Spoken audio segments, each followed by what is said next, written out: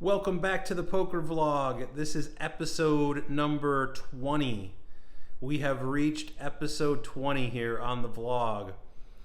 So for this episode, we're going to be back at South Point Hotel and Casino. We're going to jump into the 1-2 streets, and I punt right out of the gate. So this will be, I think, the first official panic punt on the vlog.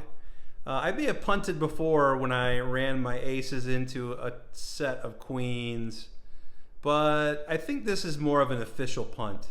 Let me know what you all think in the comments, but I think this is more of an official punt. So a couple of updates, actually just one update on the health journey. So from a weight loss perspective, I've been at it now for about a week and a half.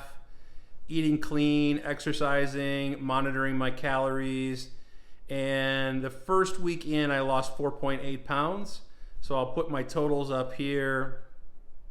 I know a lot of you are going to tell me in the comments that's water weight and it'll slow down, and you're 100% right. It is water weight.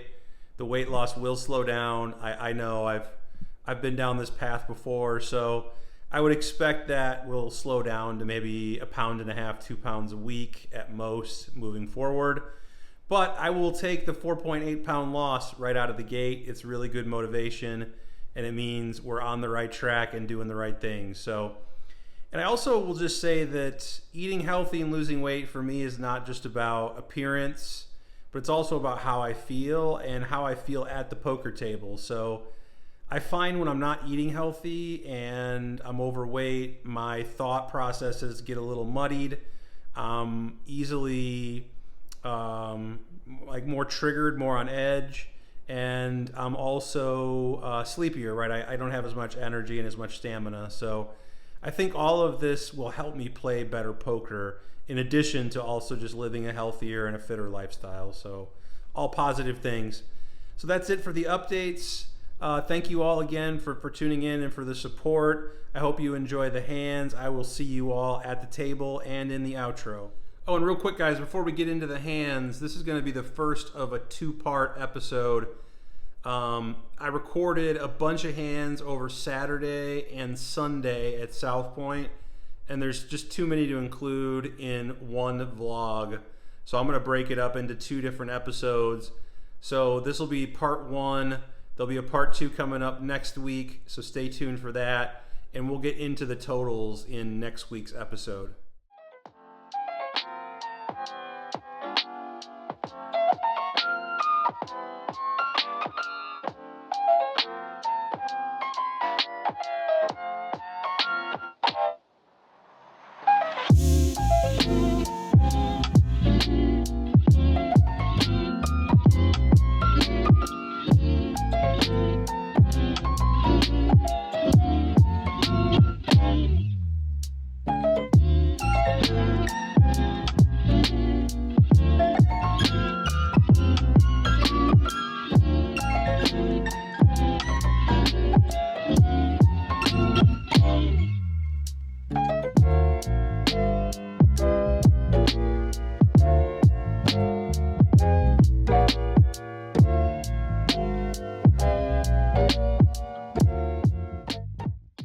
All right, we are going to get a little bit spicy right out of the gate. We pick up 10-7 of clubs in the cutoff. We've got a limper in the hijack. I decide to go ahead and raise this up to 15. Button decides to put in the call. Big blind decides to go ahead and put in the call. And the limper in the hijack decides to flick in the call as well. So we are going to go multi-way here to a flop. Flop comes down, queen, 6, deuce, giving us a backdoor flush draw, and that is about it. So when the big blind and the hijack check it over to me, I think we need to represent all of the strong hands in our pre-flop raising range. We can have all the aces, kings, queens, ace queen, king queen, queen jack. So I put in a $30 bet, and the button decides to call. Big blind and hijack get out of the way, and we go heads up to a turn. Turn is the king of spades. I feel like this card is better for my range than the button's calling range. I think they are weighted more towards draws, and I decide to keep firing here on this turn. But I think I go a bit too small. I make it $50 to go. I think we should be sizing up to $65 or $70 here. Button, again, pretty much snap calls. I have them weighted towards flush draws, so I just don't want to see a heart. And we get the 7 of spades here on the river. Now that we've made a pair on the river, I contemplate checking here just to get to showdown. I think the button is going to have a fair amount of hands in their range that we're now ahead of. Hands like ace 3 of hearts, ace 4 of hearts, ace 5 of hearts, ace 8 of hearts, ace 9 of hearts, ace 10 of hearts. We're all ahead of those hands at this point with our pair. And I think the button will more than likely just check back with those hands. I don't see a lot of players at 1-2 or 1-3 turning their missed flush draws into bluffs on the river. So I think it's fair to say that they more than likely will just check back with those holdings, allowing us a chance to win without having to risk any more money in this hand. I also think they could have a hand like Queen X of hearts, or maybe even a hand like King X of hearts that turned a pair on the turn. If we bet out here and put them all in, it could put them in an uncomfortable position to have to call it all off with one pair. A lot of players at these stakes do not like to do that. So I think we do have some fold equity against those types of holdings. So I think we have a close decision here as to whether or not to keep telling our story or to check and try to get to showdown here. All right, checking is boring, so I decide to continue telling our story that we have a strong hand here. I put the button all in. I fire out for $100 here on the river. The button snap calls the $100. That's not a good sign. We are losing here when she turns over pocket sixes. I was a little surprised to see that. I would have expected her to raise pocket sixes on the flop or the turn, but she played it well, and we end up losing this hand. Now it's our turn to pick up pocket sixes. We are under the gun, and I decide to go ahead and just limp in here. Folds over to a middle position player who does not agree with the limp. He makes it 10 to go. Folds over to the small blind who decides to go ahead and put in the $10 call. Big blind gets out of the way. We call as well, so we're going to go 3 ways here to a flop. Flop comes down ace 6 jack, giving us bottom set. Small blind checks. I check it over to the pre-flop raiser, who decides to put out a continuation bet here of $30. Small blind pretty much snap folds. Now the question is, do we raise or do we call here on this flop? I decide to just go ahead and call. I want the middle position player to keep betting all of their ace X hands. I want them to keep bluffing with all of their missed hands as well. So we're going to go heads up here to a turn, which gives us a full house. We see the jack of spades. I check, and unfortunately the middle position player checks back right away. We see the queen of spades on the river. I decide to fire out here for $45, a pretty small bet considering the size of the pot.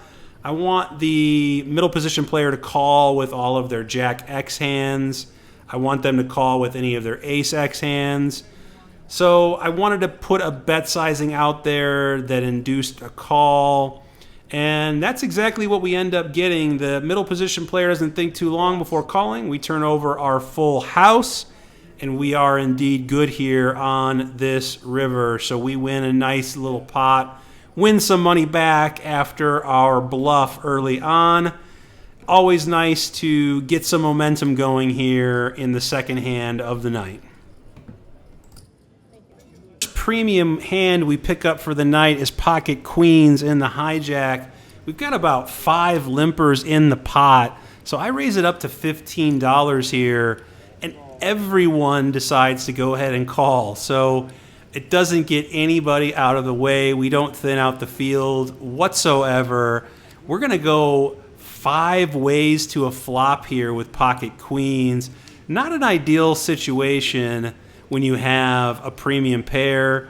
They play so much better heads up. So as is, we're in a little bit of a troubling situation here. When we see 10-6-4 with 2 spades, it seems like a fairly safe flop. Checks over to us, and I feel like we can continue to represent a strong hand and still get value from hands that have a 10 in them, like ace 10, king 10, queen 10, jack 10.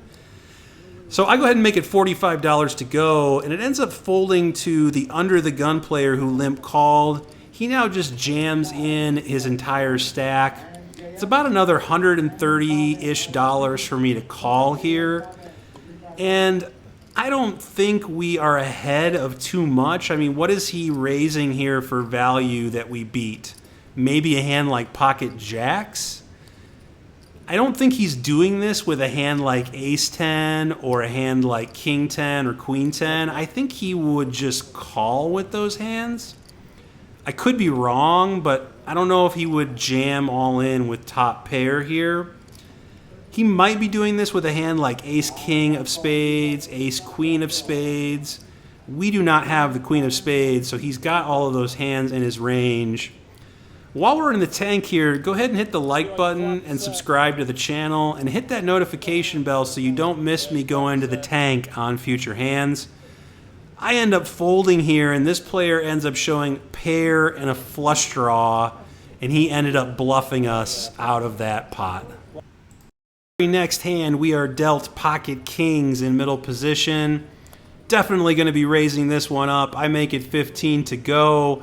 Everyone has been calling, so I'm making it a little bit larger, trying to isolate and get heads up. And that's exactly what happens. The same player from the previous hand goes ahead and puts in the $15 call. So we're going to go heads up here.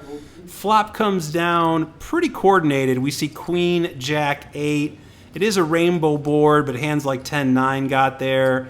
Hands like queen, jack now have 2 pair. I make it $20 to go here after the big blind checks, and he quickly calls. We see the jack of spades on the turn. It goes check, check. Queen of hearts on the river goes check, check. And we end up taking down a small pot with our pocket kings. I'm not sure if we can bet there for value and get called by much worse. Let me know in the comments below if you think we can bet there on that turn or that river. All right, the next hand that we get involved in is pocket fours and the cutoff. There's a $12 raise in middle position. Low jack decides to call. We decide to call here as well, and the button decides to come along. So we're going to end up going 4 ways here to a flop. We are set mining and hoping to see a 4 and only a 4 on the flop. One-time dealer. Can you do it? Can you give us the set? No. King, 9, 6, rainbow.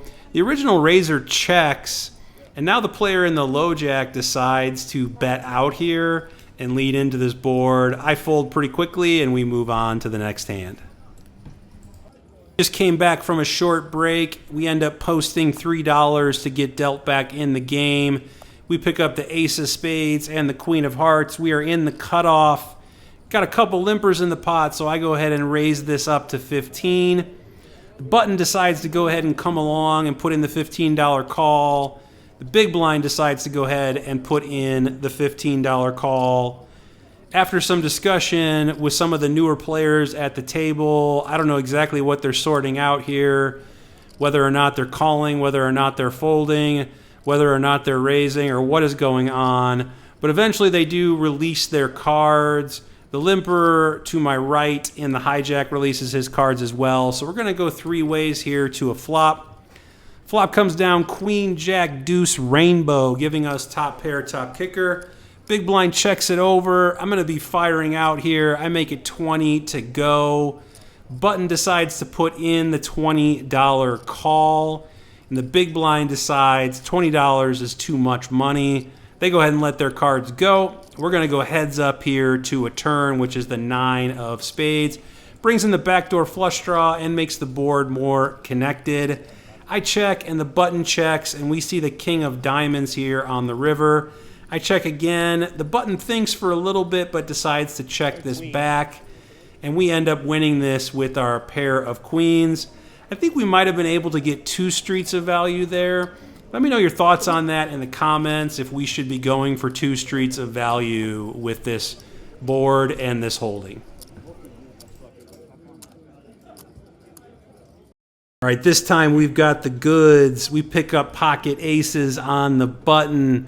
Few better things in poker than picking up pocket aces in position. I go ahead and make it our standard 15 to go with a couple limpers in the pot. We've been getting action all night. We've been going multi-way. And of course, everyone folds when we pick up the aces. All right, this time we've got 5, 6 of hearts in the hijack. This is just a couple of hands after the pocket aces hand. I go ahead and raise this up to 12, and the cutoff decides to go ahead and put in the call. And of course, this triggers a cascade of calls. The blinds go ahead and call. The limpers go ahead and call. So we end up going 7 ways to the flop here. I think only one player folded. And the flop comes down pretty nasty for our hand when we see Jack 10, 10 with 2 spades on the board. Ends up checking over to a middle position player who decides to go ahead and donk out here for, I think it was $30. Not much we can do here in this spot. I think we just have to let our hand go. I don't want to try to get fancy and bluff into 6 opponents. So I end up just folding, and we end up moving on to the next hand. Just strange how you get no action in some spots and you get a ton of action in a lot of other spots. All right, last hand of note for this session. I've got ace 8 of clubs under the gun. I decide to limp here. I know, I should be raising. As played, though, we get a couple of limpers, the cutoff, the hijack. Small blind decides to complete, and the big blind checks their option. So we're going multi-way to a flop, but only the cutoff becomes a factor. We go to a flop of ace, jack 8 with 2 hearts, giving us top and bottom pair. When the blinds check it over to me, I want to start building a pot here, and I want to charge the draws.